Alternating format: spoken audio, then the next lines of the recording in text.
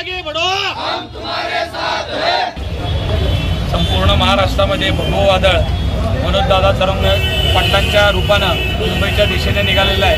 तुम्ही बघितलं आहे काल मनोजदादांना मुंबईकडे रवाना करण्याकरता प्रचंड मोठ्या प्रमाणामध्ये मराठा बांधव त्यांच्या पाठीमागे उभा आहेत। आज सोलापूर जिल्ह्यामध्ये संपूर्ण जिल्ह्यातनं भव्य मोठ्या प्रमाणामध्ये युवक असतील, आमचे युवती असतील, महिला असतील, वडीलधारी मंडळी असतील, लहान असतील, सगळा संसार घेऊन मनोजदादांना पाठिंबा देण्याकरता आज निघालेले आहेत। सोलापूर जिल्ह्यातनं मोठ्या प्रमाणामध्ये मनोजदादांच्या मागणीचा मराठा समाजाला ओबीसीतून सरसकट आरक्षण मिळावं या मागणीसाठी सोलापूर जिल्ह्यातनं याआधीसुद्धा अतिशय अग्रेसिव्ह भूमिका मराठा समाजाच्या सोलापूर जिल्ह्याने वटवलेली आहे। आणि आजसुद्धा खास करून अक्कलकोटहून अमोलराजे मित्रपरिवार असतील, जन्मंजयराजे भोसले यांच्या माध्यमातून प्रचंड मोठ्या प्रमाणात तुम्ही बघितलं असेल अक्कलकोटवासीय सुद्धा आज मुंबईकडे रवाना होत असताना खरंच मला अभिमान आहे। मनोजदादासारखा प्रामाणिक कार्यकर्ता मराठा समाजाच्या मुलांना आरक्षण मिळावं याकरता जीवाची बाजी लावलाय आणि त्या बाजीला